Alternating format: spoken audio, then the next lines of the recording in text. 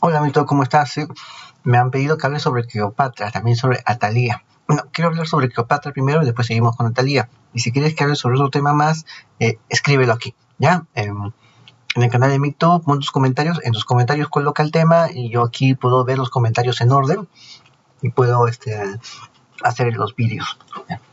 Ya, el tema de Cleopatra. Cleopatra, la reina de Egipto. Hay un montón de Cleopatras, pero de todas, la Cleopatra séptima es la más conocida. Ya, ¿cómo abordamos esto en base a la filosofía Midtown? Ya, lo voy a explicar. En este tiempo de Cleopatra VII, en ese tiempo era el fin del reino de Egipto. El reino de Egipto estaba en decadencia. El reino de Egipto estaba gobernado por una dinastía llamada los Lágidas, que eran los descendientes de los generales de Alejandro Magno. Se habían instalado ahí como sátrapas y así poco a poco se habían convertido en reyes.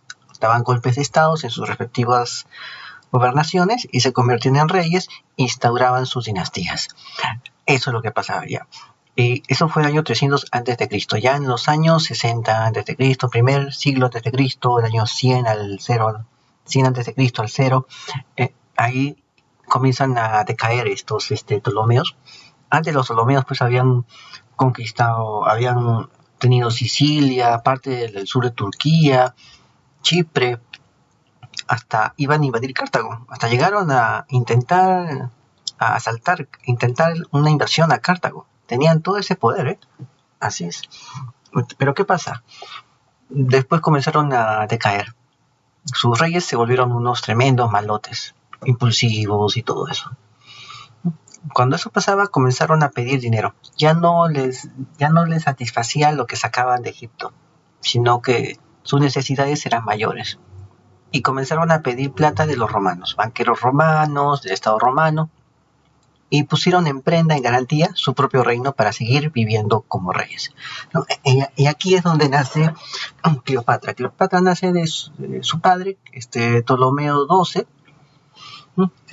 Ptolomeo XII, Ptolomeo XII es el primer faraón, Ptolomeo bastardo, ilegítimo, y que no tenía ninguna legitimidad para gobernar. Simplemente era un hijo ilegítimo.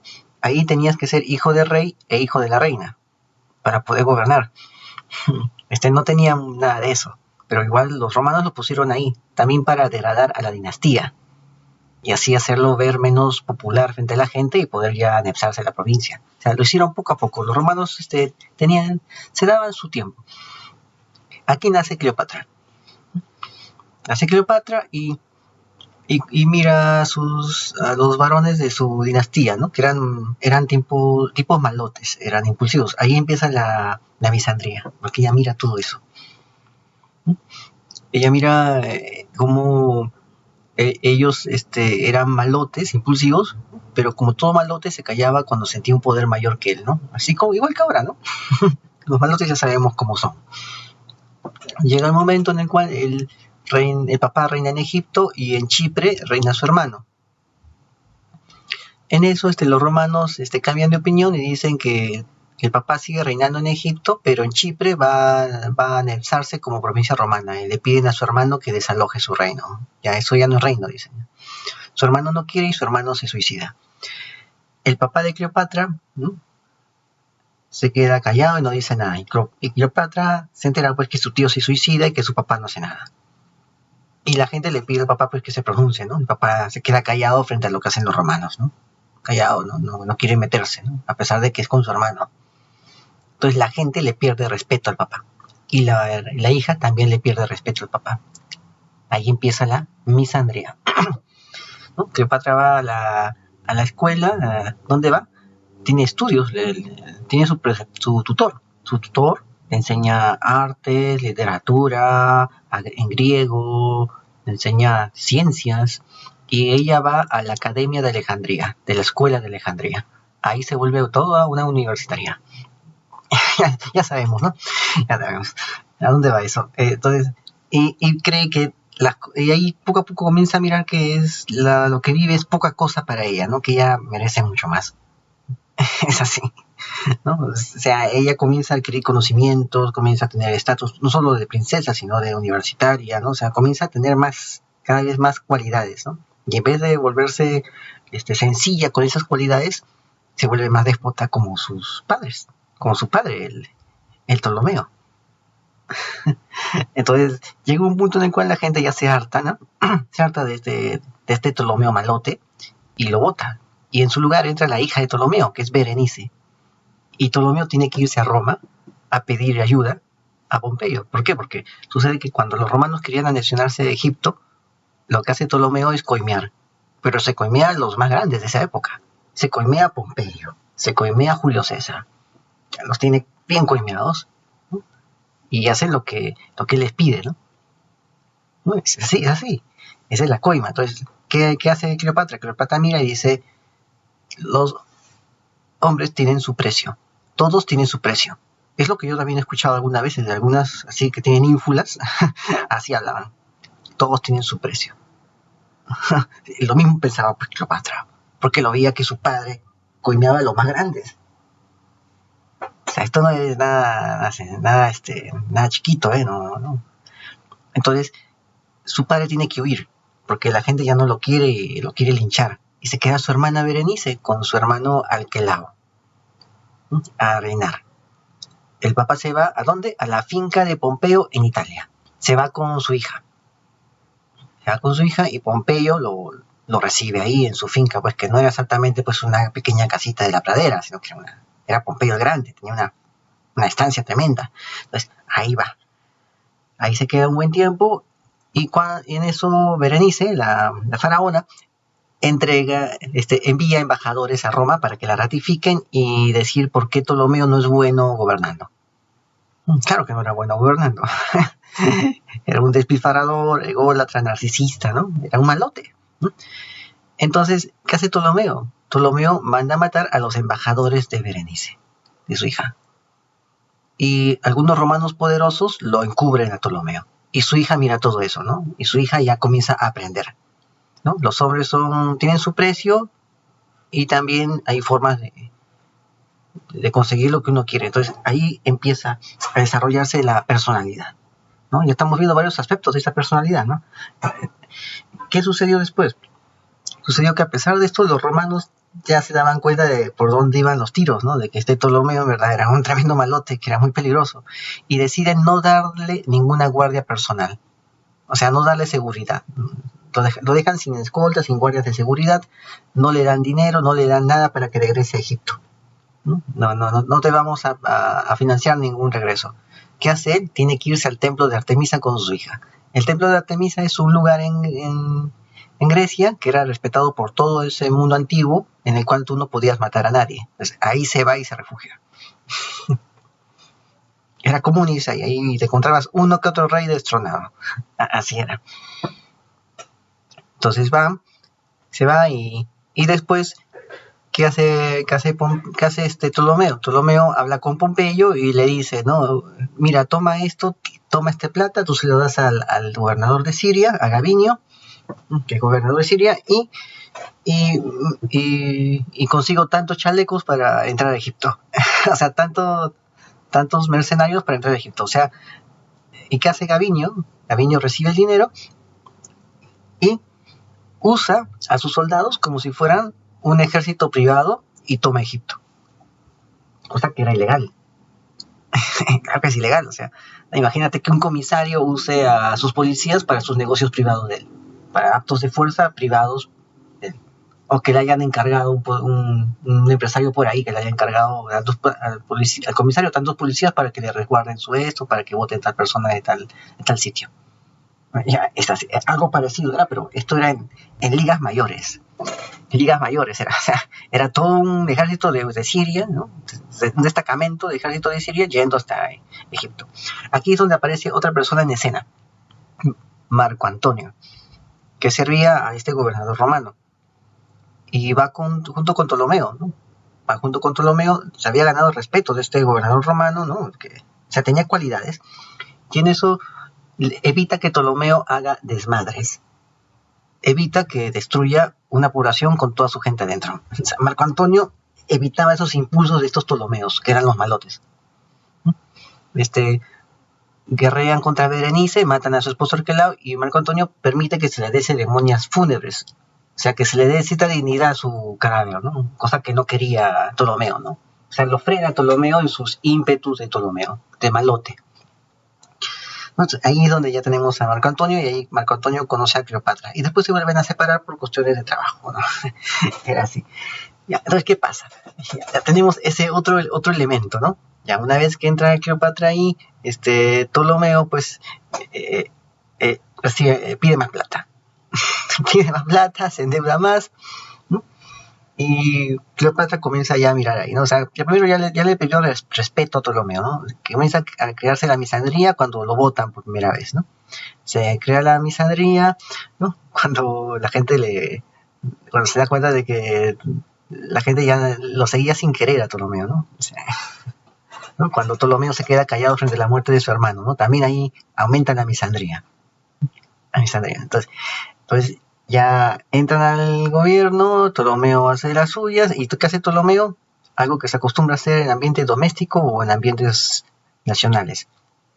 Esos soldados extranjeros de Siria, que en verdad eran de origen galo o germano, pero que habían sido reclutados, esos soldados se quedan en Egipto, como eran enviados por un trabajo así X, los dejan quedarse y vandalizan toda la zona. La gente se preocupa, la gente está más preocupada por los vándalos que por el rey derrochador y corrupto que tenían, y coimero que tenían.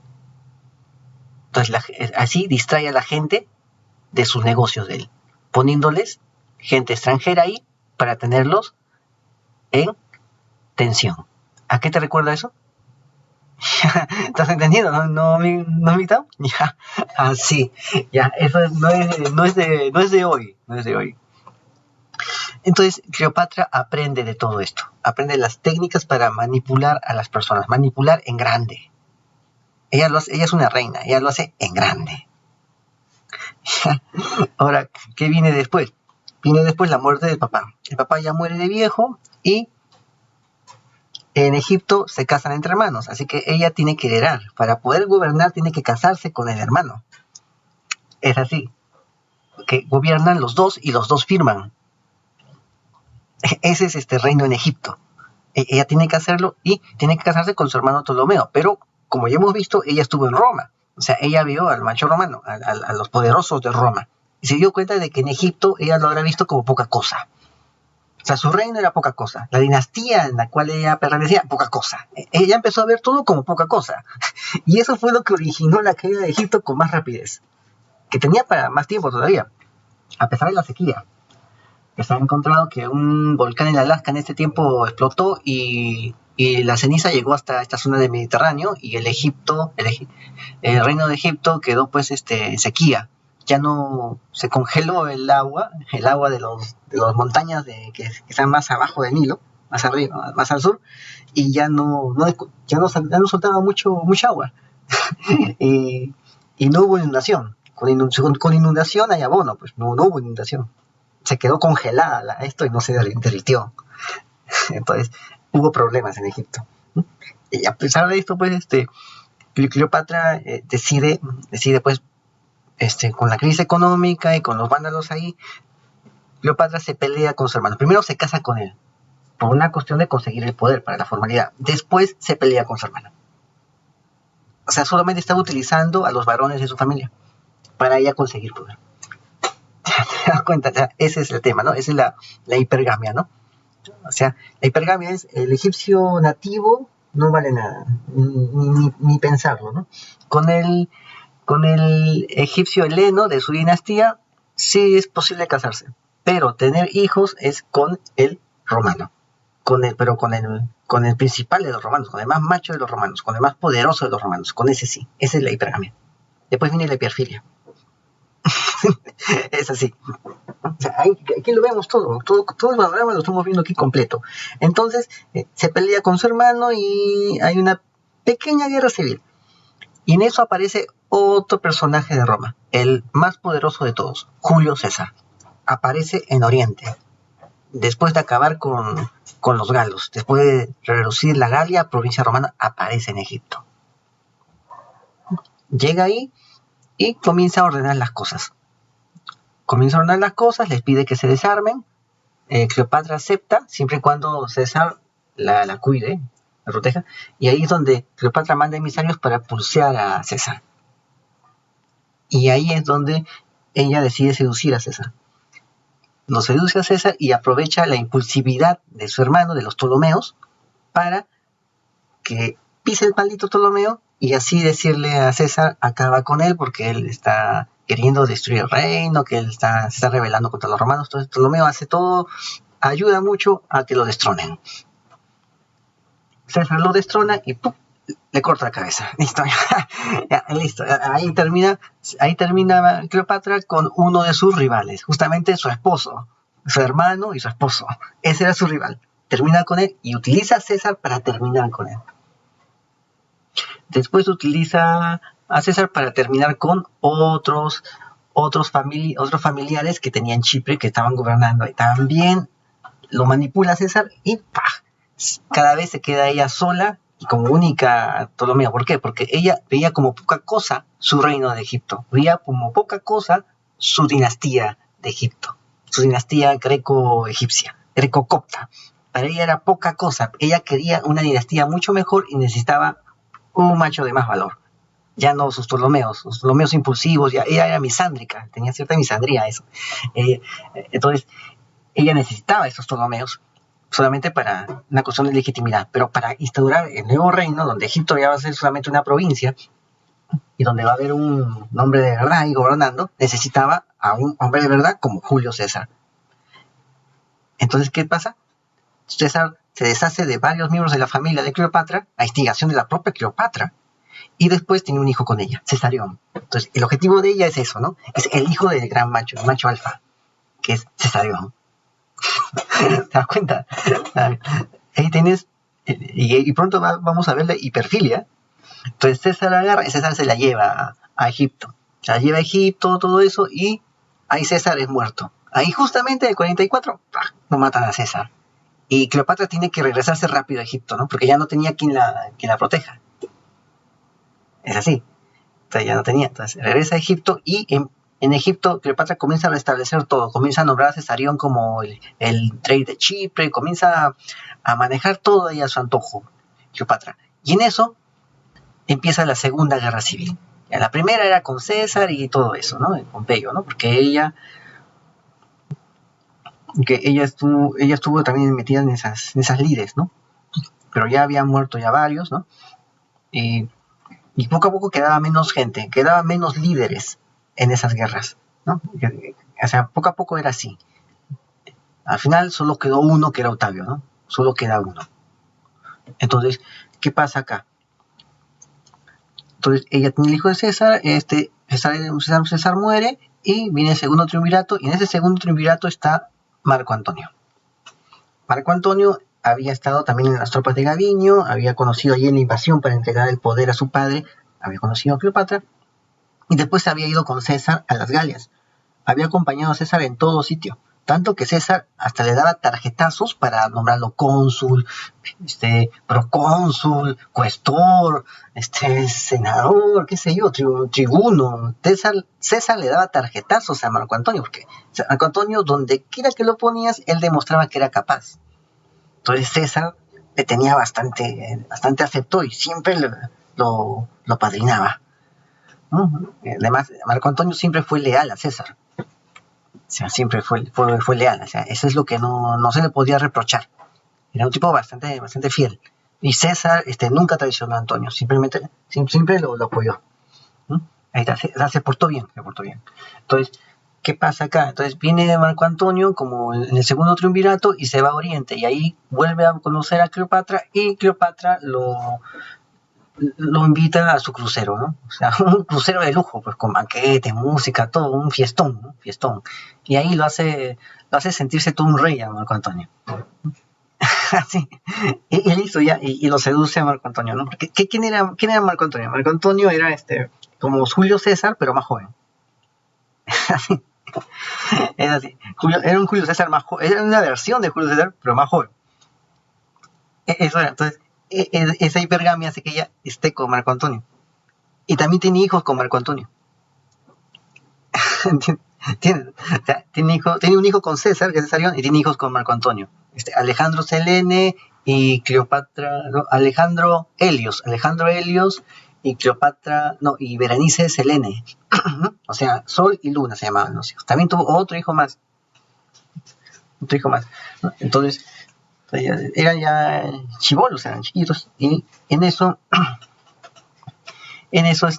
¿qué hace Cleopatra? Cleopatra, pues, le muestra a los hijos, todo, y le dice que le ceda tierras del Imperio Romano, que tampoco eran tierras conquistadas por Roma, pero que se lo ceda, y le entrega Chipre, le entrega Cirenaica, le entrega una parte de Turquía, Creta también le entrega buenos territorios a Egipto, al reino de Egipto. Prácticamente ya pronto dejaría de ser reino de Egipto, sería otro tipo de reino, con Egipto como provincia, pero ese era el inicio de su reino, ese era el plan de Cleopatra. Su plan era ese, ¿no? Ahora vamos a usar a Marco Antonio, y Marco Antonio me va a acrecentar este reino, porque Egipto es poca cosa para mí. ¿Y qué pasó? Ahí viene la hiperfilia. El hijo de César, Cesarión, era el que se iba a quedar con todo, con el reino. Va a ser el jefe, va a ser el fundador de la nueva dinastía. Ya los Ptolomeos ya fueron, ya para ella los Ptolomeos son poca cosa, pero el hijo de César, ese sí es un macho, porque es el hijo de César. De seguro es lo mismo que César, pero está chiquito. Cuando crezca va a ser mucho mejor que su padre. Entonces ella lo ve así. Y entonces él tiene que ser el nuevo soberano. Y los hijos de Marco Antonio los empezó a casar. Y a Marco Antonio pues les empezó a gustar eso, ¿no? Vamos a casarlo con la hija de rey, con el hijo de rey de Armenia, con el hijo de rey de Mitridate, vamos a casarlo con este otro hijo, con este, vamos a casarlo con estos reyes. Tus hijos van a estar casados con los reyes, porque son hijos de una reina y tuyos. O sea, era lógico pues que a Marco Antonio le gustaba eso, pero Marco Antonio no se daba quizás cuenta de algo, la hiperfilia. Ella veía a los hijos con Marco Antonio, que era una versión más joven de César, ¿no? Hipergámicamente hablando. Ella los veía como los chiquillos secundarios de la segunda camada. Y a Cesarión lo veía como el hijo de César, o sea, como el principal, el que iba a gobernar todo, ¿no? Los demás eran secundarios, los hijos de Marco Antonio. Pero Marco Antonio ni cuenta se dio de esto, ¿no? Con el agasajo de que tus hijos estaban casándose con reyes y todo, pues Marco Antonio no se podía negar.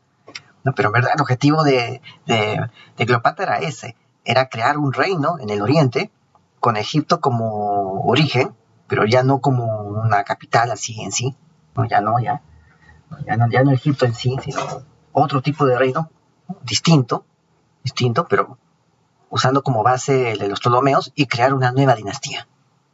Ya no iban a ver los machotes, los malotes greco-coptos, ya no. Ahora van a ser los romanos. Bueno, va a ser una dinastía greco-romana, ¿no? Con los más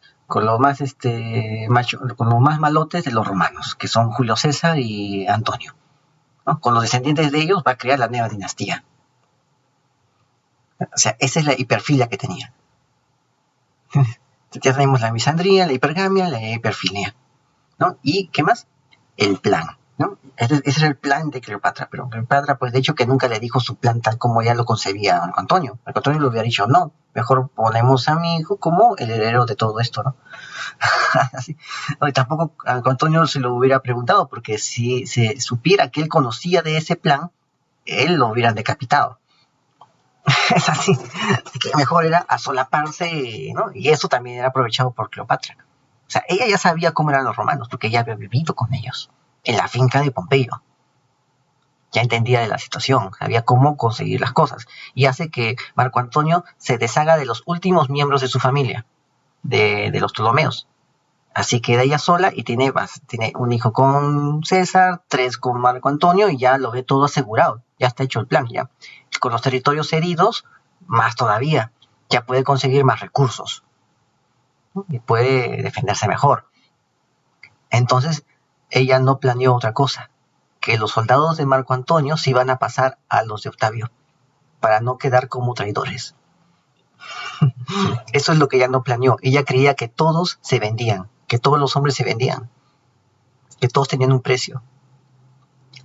Con lo que ella no contó es que difícilmente un romano iba a querer quedar como traidor al lado de Antonio.